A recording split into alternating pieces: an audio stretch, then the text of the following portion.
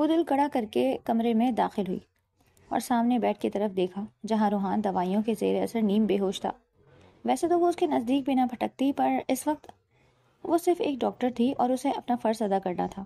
دل کو مضبوط کر کے وہ روحان کے نزدیک آئی۔ اسٹیتھوسکوپ کانوں پر لگا کر اس نے روحان کے سینے پر آلہ رکھ کر اس کی دل کی دھڑکنوں کو چیک کیا، پھر بلڈ پریشر چیک کر کے اس کے زخم دیکھنے کے بعد ڈاکٹر عبدان کو رپورٹ دینے ان کے کمرے میں چلی گئی۔ وارڈز کا راؤنڈ لگا کر ڈاکٹر عبدان آف کر گئے تھے۔ اس نے ان کی میز پر رپورٹ رکھ دی اور اسٹاف روم میں آ کر چائے پی رہی تھی کہ ایک نرس دوڑتی ہوئی اندر آئی۔ ڈاکٹر علیزے، وہ روم نمبر، وہ ہانپتی ہوئی اس سے مخاطب ہوئی۔ ذرا دم لے لیجئے سسٹر، پھر بات کیجئے۔ علیزہ نے پاس رکھی پانی کی بوتل سے پانی نکال کر نرس کی سمت بڑھایا۔ وہ روم نمبر 392 میں پیشنٹ ہوش میں آ گیا ہے اور درد کی وجہ سے بہت توڑ پھوڑ کر رہا ہے، انجیکشن بھی نہیں لگانے دے رہا۔ نرس نے پانی کا گلاس پکڑا اور جلدی سے کہہ کر گلاس کو منہ سے لگایا۔ روحان؟ علیزے کے لب ہلے اور وہ تیزی سے اپنی گرم بھاپ اڑاتی چائے کا کپ میز پر رکھ کر اپنا سفید کوٹ اٹھاتی ہوئی باہر بھاگی۔ دور دور تک سفید بادل چھائے ہوئے تھے۔ وہ گٹار ہاتھ میں لیے ان بادلوں کی چھاؤں میں چلا جا رہا تھا کہ اس کی آنکھوں کے سامنے ایک خوبصورت چہرہ آ گیا۔ گلابی مائل رنگت پہ سایہ فگن، گھنیری پلکیں، کپ کپاتے ہوئے یاقوتی لب، وہ چہرہ اپنے جمال میں یکتا تھا۔ وہ اسے قریب سے دیکھنے کی خاطر نزدیک ہوا۔ یہ وہی چہرہ تھا جو برسوں سے اس کے دل و دماغ پر قابض تھا۔ دیکھتے ہی دیکھتے وہ چہرہ مزید واضح ہوا اور وہ چونک گیا۔ یہ پرکش چاند چہرہ ایک خیال نہ تھا بلکہ ایک حقیقت تھا۔ وہ اس کی علیزے تھی۔ علیزے رکو، اس نے آواز دے کر اسے روکنا چاہا، اس کی سمت ہاتھ بڑھایا اور پھر درد کی شدت سے کراتے ہوئے وہ جاگ گیا۔ اس وقت اس کا ذہن کسی سلیٹ کی مانند بالکل خالی تھا۔ اس کی سمجھ میں کچھ نہیں آ رہا تھا۔ نظریں سفید چھت پر چلتے ہوئے پنکھے پر تھی۔ یہ اس کا کمرہ ہرگز نہیں تھا۔ اس نے اٹھنا چاہا پر درد کی شدت لہر اس کے روم روم میں اٹھی۔ نہ وہ اٹھ پا رہا تھا، نہ گردن موڑ پا رہا تھا۔ درد کی شدت سے کراتے ہوئے اس نے بڑی مشکل سے اپنا ہاتھ اٹھایا جس پر ڈرپ لگی ہوئی تھی۔ خالی نظروں سے ڈرپ کو دیکھتے ہوئے اس نے دوسرے ہاتھ سے ڈرپ کی سوئی کو اکھاڑ کر نکال پھینکا اور تکلیف برداشت کرتا بستر سے اٹھنے کی کوشش کرنے لگا، جس کے نتیجے میں سائڈ پر ٹرالی نما اونچی میز پر رکھی دوائیاں، اسٹیل کے آلے سب زور سے زمین پر گرے۔ ایک شور سا برپا ہو گیا جسے سن کر پاس سے گزرتی نرس تیزی سے اندر آئی اور اسے یوں بستر سے کھڑا ہوتے دیکھ کر حیران ہوئی۔ آپ لیٹ جائیں۔ وہ تیزی سے اس کے نزدیک آئی پر روحان نے اسے دھکا دے کر خود سے دور کر دیا۔ مجھے جانا ہے۔ وہ کمرے سے نکلنے کی کوشش میں کمرے کو تہس نہس کر رہا تھا۔ نرس ڈاکٹر کو بلانے باہر بھاگی۔ روحان نے ہمت کر کے اپنی گردن کو چھوا جس میں بے پناہ درد تھا۔ اسے گردن سختی سے جکڑی ہوئی محسوس ہو رہی تھی کیونکہ وہ نہیں جانتا تھا کہ اس کی گردن پر خاص نما پٹی چڑھائی ہوئی ہے۔ اس سے پہلے کہ وہ مزید کوئی حرکت کرتا، دروازہ کھلا اور علیزے بھاگتی ہوئی اندر آئی۔ علیزے؟ اب اس کی آنکھوں میں پہچان کے رنگ اترے۔ آپ حرکت مت کریں، ٹانکے کھل جائیں گے۔ علیزے نے اس کے سینے پر ہاتھ رکھ کر اسے روکا اور وہ تھم سا گیا۔ سسٹر انہیں بیڈ پر لٹائیں۔ علیزے نے پلٹ کر ساتھ کھڑی نرس کو، وارڈ بوائے کو اشارہ کیا تو روحان نے بڑی مشکل سے ہاتھ اٹھا کر انہیں روکا۔ اب اس نے غور کیا تھا کہ علیزے سفید کوٹ میں گلے میں اسٹیتھوسکوپ ڈالے ہوئے تھی۔ میری مسیحائی صرف تم ہی کر سکتی ہو، ہر کوئی مجھے ہاتھ نہیں لگا سکتا۔ وہ اس حالت میں بھی ڈائلاگ بولنے سے نہیں آیا۔ اس کی بات سن کر علیزے کا دل چاہا کہ ساری مسیحائی پر لعنت بھیجتی ہوئی یہاں سے بھاگ جائے۔ تم میری وائف؟ آپ جائیں، میں دیکھتی ہوں انہیں۔ اس سے پہلے کہ وہ جملہ مکمل کرتا، علیزے نے اس کی بات کاٹی اور وارڈ بوائے اور نرس کو کمرے سے باہر بھیج کر اسی طرف متوجہ ہوئی۔ یہ ہاسپٹل ہے، یہاں آپ کی من مرضیاں نہیں چلیں گی۔ وہ سختی سے بولتی ہوئی اس کے نزدیک آئی۔ میں کہاں ہوں؟ اپنے لب سختی سے بھینچتے ہوئے روحان نے جیسے تصدیق چاہی۔ آپ اس وقت ہاسپٹل میں ہیں۔ علیزے نے اس کے شانے پر ہاتھ رکھ کر اسے دوبارہ بستر پر لٹانے میں مدد کی۔ روحان جیسے کثرتی جسامت کے مالک 6 فٹ شخص کو بستر پر لٹاتے ہوئے وہ ہانپ گئی۔ کیوں؟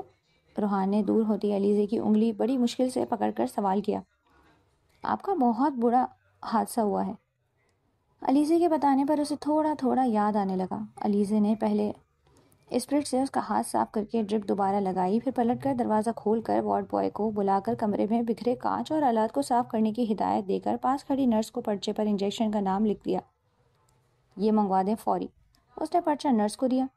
ڈاکٹر، دوائیاں تو جانتی ہوں یہ سرکاری ہاسپٹل ہے، آپ میرے اکاؤنٹ میں فارمیسی سے انجیکشن لے آئیں۔ اس نے ہدایت دی۔ نرس کے جانے کے بعد وہ روحان کے زخم اور ٹانکے چیک کرنے لگی، بڑے انہماک سے اس کا چیک اپ کر رہی تھی اور وہ درد برداشت کرتے ہوئے دوپٹے کے حالے سے جھانکتے اس کے خوبصورت چاند سے چہرے کو نہار رہا تھا۔ آپ کی کالر بون میں مائنر فریکچر ہوا ہے، سر پر ٹانکے آئے ہیں اور بھی کئی چوٹیں ہیں، اگر آپ احتیاط نہیں کریں گے تو جلد صحتیاب نہیں ہو سکیں گے، وہ اپنا کام کرتی ہوئی اسے سمجھا رہی تھی۔ نرس کے آنے کے بعد علیزے نے اسے درد کا انجیکشن دے کر زبردستی جوس پلوایا، پھر دوائیاں کھلائیں۔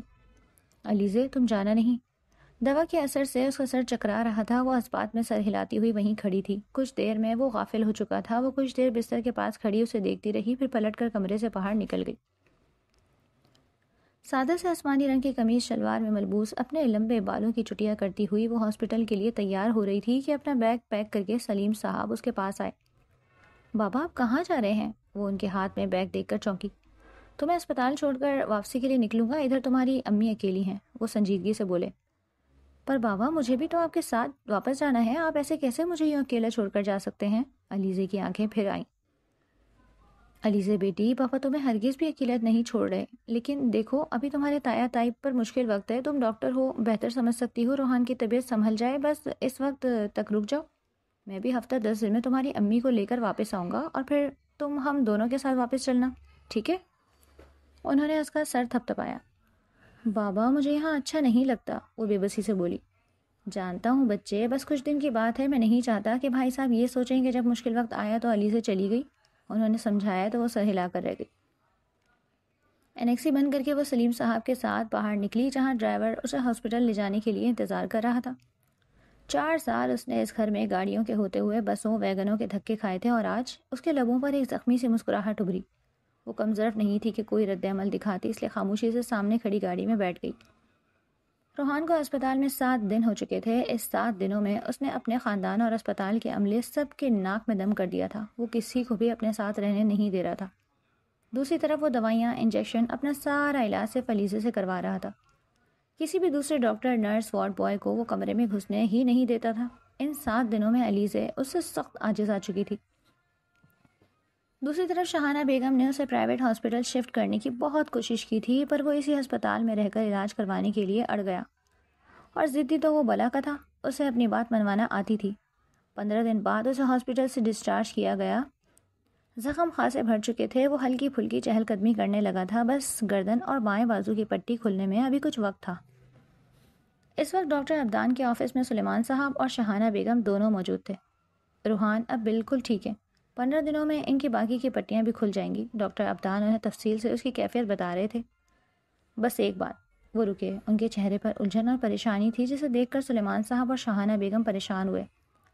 یہ حادثہ بہت خطرناک تھا، بس اللہ کا کرم تھا کہ آپ کا بیٹا بچ گیا، مگر وہ رکے اور پاس رکھی فائل اٹھائی۔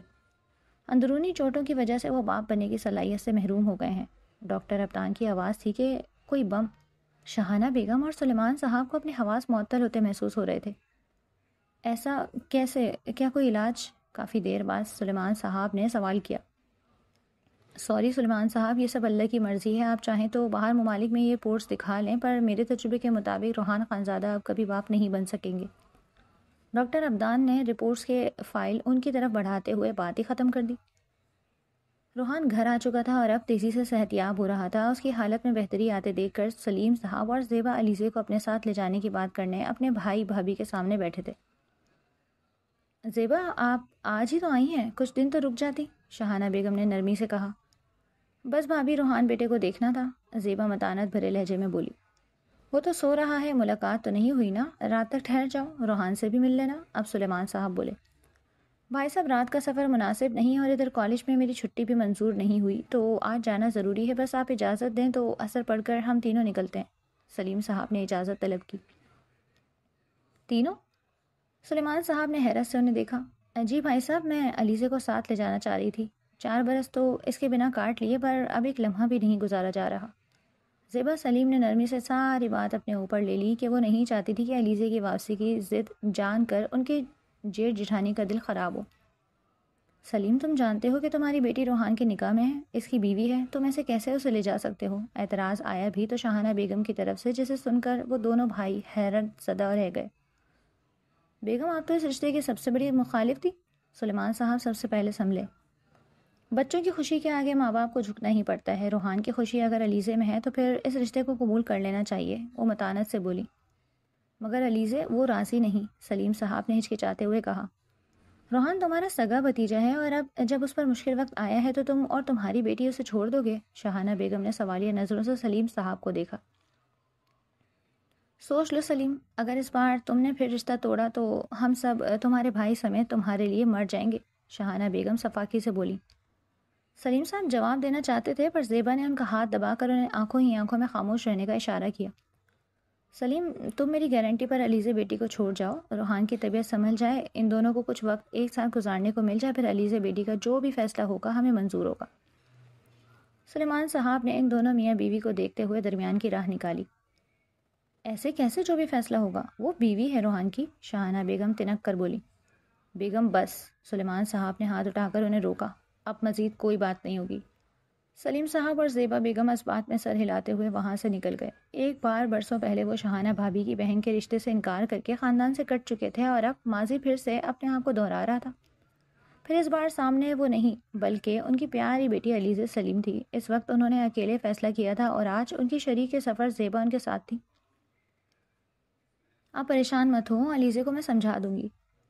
امی آپ کیسے مجھے یہاں چھوڑ سکتی ہیں؟ علیزہ کو جب سے ان کے فیصلے کی بابت پتہ چلا تو وہ جلے پیر کی بلی کی طرح کمرے میں ٹہل رہی تھی، آنکھوں میں آنسو تھے، چہرے پر بلا کی سنجیدگی. علیزہ، غلطی انسان سے ہی ہوتی ہے، روحان بھی انسان ہے، فرشتہ نہیں. تم بس ایک بار اسے معاف کر کے ایک موقع دے کر دیکھو.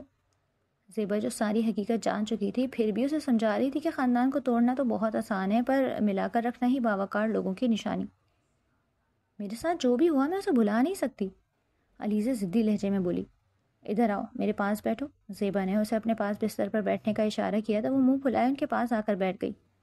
تم ایک صابر باپ کی بیٹی ہو اور یاد رکھو اللہ کے ہر کام میں کوئی نہ کوئی حکمت ہے. شاید اس طرح تمہارے بابا کے دل میں اپنی فیملی چھوڑنے کا جو گلٹ ہے وہ نکل جائے. انہوں نے رسان سے سمجھایا. میں تو اتنا پھونک پھونک کر قدم رکھتی ہوں، نماز بھی پڑھتی ہوں، پھر میرے ساتھ ہی ایسا کیوں ہوا؟ علیزہ نے روتے ہوئے شکوہ کیا. جو ہماری مرضی سے ہو وہ واقعی اچھی بات ہے پر جو ہماری مرضی نہ ہوتے ہوئے ہو وہ ہمارے حق میں بہتر بات ہوتی ہے کہ وہ اللہ کی طرف سے ہوتا ہے، اس کی منشا سے ہوتا ہے. زیبا نے اسے سمجھایا تو وہ ان کے سینے سے لگ کر پھوٹ پھوٹ کر رو دی. روحان، طاہرہ خانم نے پیار سے اس کے سر پر ہاتھ رکھ کر پکارا. نانو، روحان نے آنکھیں کھول کر انہیں دیکھا. میرا بچہ. طاہرہ خانم نے آگے بڑھ کر اس کے وجود کو اپنے سینے سے لگا لیا. ان کی بوڑھی آنکھوں سے آنسو بہ رہے تھے. میں ٹھیک ہوں نانو، وہ اپنی ہتھیلیوں سے ان کے آنسو صاف کرتے ہوئے بولا. آپ کب آئیں؟ اسی روز آ گئی تھی مگر ان بوڑھی آنکھوں میں تمہیں بے ہوش دیکھنے کی ہمت نہیں تھی، بس اللہ سے تمہاری زندگی کی بھیک مانگتی رہی. شاہانہ نے بتایا کہ اب کافی بہتر ہو تو بس دیکھنے آ گئی. اللہ کا کرم ہے کہ اس نے میری دعاؤں کو شرف قبولیت بخشا. طاہرہ خانم نے خود کو سنبھالا اور غور سے روحان کو دیکھا. وہ انہیں پہلے سے کمزور لگا. گردن کے آس پاس کے زخم سوکھ گئے تھے پر ٹانکوں کے نشانات ابھی باقی تھے. تم ایک اچھے ڈرائیور ہو، حاضر دماغ ہو، تم ایسے کیسے کسی حادثے کا شکار ہو گئے؟ طاہرہ خانم نے حال احوال پوچھنے کے بعد سنجیدگی سے سوال کیا. نانو، وہ روحان اٹھ کر بیٹھ گیا. آپ میری پریشانیوں کو نہیں جانتی، میں بہت سے مسائل میں گھر گیا تھا اور آپ بھی یہاں نہیں تھی تو بس دماغ الٹ گیا. اس نے ان کا ہاتھ تھام کر بات کی. تمہارے مسائل مجھ سے چھپے ہوئے تو نہیں؟ ایک کال تو کر سکتے تھے. خیر کیا ہوا تھا کہ علیزہ؟ وہ رک گئیں اور جانچتی ہوئی نگاہوں سے اسے دیکھا جس نے علیزہ کے نام پر اپنے لب سختی سے بھینچ لیے. روحان، علیزہ آپ کی چچا زاد. وہ اسے بتانا چاہتی تھی کہ علیزہ بھی اسی خاندان کی عزت ہے پر وہ اب میری بیوی ہے نانو. روحان نے ان کی بات کاٹی. بیوی؟ طاہرہ خانم حیران رہ گئیں. روحان علیزہ کو پسند کرتا ہے، اس کے لیے جذباتی ہے. یہ بات تو وہ بہت پہلے ہی بھانپ چکی تھیں، جانتی تھیں کہ اس کی علیزہ سے شدت نفرت کے پیچھے بے پناہ محبت چھپی تھی. یوں اچانک علیزہ راضی ہو گئی اور سب سے بڑھ کر کیا شاہانہ مان گئی؟ طاہرہ خانم نے اس جھٹکے سے سنبھلتے ہوئے سوال کیا. نہ مما راضی تھی نہ وہ لڑکی، یہ سب صرف میری خواہش پر زبردستی ہوا ہے. اسے تو مجھ سے نفرت ہے، شدید نفرت. اس کی آنکھوں کے سامنے علیزہ کا روتا ہوا چہرہ گھوما. روحان، مجھے ساری بات تفصیل سے بتاؤ. وہ حد درجہ سنجیدہ ہو چکی تھی. روحان نے انہیں کاٹ چھانٹ کے معاملہ بتایا. جیسے جیسے وہ سنتی جا رہی تھی ان کے چہرے پر سوچ کی پرچھائیاں گہری ہوتی چلی جا رہی تھیں. زبردستی نکاح کرنا کوئی جھوٹا معاملہ نہیں ہے اور وہ میری ہے، صرف اور صرف میری. میں کیسے اسے اپنی زندگی سے نکل جانے دیتا؟ روحان نے ان کی بات کاٹی.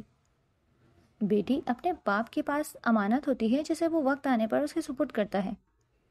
جو اس کا امین ہوتا ہے یوں زبردستی حاصل نہیں کرتا، عزت سے اپناتا ہے۔ طاہرہ خانم کو اس کا یوں علیزے سے زبردستی نکاح کرنا پسند نہیں آیا۔ میں نے عزت سے ہی اپنانا چاہا تھا، مگر آپ کی لاڈلی کو عزت راس نہیں آ رہی تھی۔ بار بار پرپوز کیا، ڈیڈ سے بات کی، پر کوئی نہ مانا۔ میں اپنی زندگی میں تو اسے کسی اور کا ہونے نہیں دے سکتا۔ زندگی کیا، میں تو مرنے کے بعد بھی اس کا پیچھا نہیں چھوڑوں گا۔ مجھے اس دنیا میں علیزے سے بڑھ کر کوئی عزیز نہیں۔ وہ اگر مجھے نہیں ملتی تو میں اس دنیا کو آگ لگا دیتا، سب ختم کر دیتا۔ وہ ہونٹ سختی سے بھینچے ہوئے بولا، جو ہونا تھا وہ ہو گیا۔ اب تمہیں خود کو اس امانت کو سنبھالنے والا امین ثابت کرنا ہوگا تاکہ سلیم کے دل کو بھی ٹھنڈک ملے۔ وہ کھڑی ہو گئی۔ بس میں نے فیصلہ کر لیا، تمہاری طبیعت تھوڑی اور سنبھل جائے تو فوری تمہاری اور علیزے کی شادی کی تقریبات شروع کر دیں گے اور دھوم دھام سے اسے عزت کے ساتھ گھر لائیں گے۔ میری طبیعت بالکل ٹھیک ہے، آپ اسی ویکینڈ پر یہ نیک کام کر لیں نانو، وہ دو ٹوک انداز میں بولا۔ سنبھال لو گے یا آگے بھی اس کا تماشا بناتے رہو گے؟ طاہرہ خانم نے سنجیدگی سے اس کے چہرے کو دیکھتے ہوئے سوال کیا۔ علیزے میری عزت ہے، میرا وقار ہے، اور کوئی بھی ذی ہوش مرد اپنی عزت کا تماشا بنانا پسند نہیں کرتا، وہ مضبوط لہجے میں بولا۔ طاہرہ خانم چند لمحے اسے دیکھتی رہیں جیسے اس کے ارادے جانچ رہی ہوں، پھر گہرا سانس بھرتی ہوئی کھڑی ہو گئیں۔ میں سلیم، زیبا اور تمہارے ماں باپ سے بات کرتی ہوں، لیکن روحان، اگر تم میرے نواسے ہو تو وہ بھی میری ہی بچی ہے۔ میں اس معاملے میں کوئی کوتاہی برداشت نہیں کروں گی، وہ دو ٹوک انداز میں کہہ کر اسے آرام کرنے کی ہدایت کرتی ہوئی کمرے سے نکل گئی۔ طاہرہ خانم کے جانے کے بعد وہ اٹھا اور اپنا گٹار اٹھا کر کافی دیر تک مختلف دھنیں بجاتا رہا۔ گھنٹے بعد اس نے واش روم میں جا کر ٹھنڈے پانی سے شاور لیا، جس کی وجہ سے ماتھے اور گردن کے گرد بندھی پٹیاں بھیگ گئیں۔ واش روم سے نکل کر وہ بیڈ پر بیٹھا اور انٹرکام اٹھا کر علیزے کو کمرے میں بھیجنے کا حکم دے کے تکیے سے ٹیک لگا کر بیٹھ گیا۔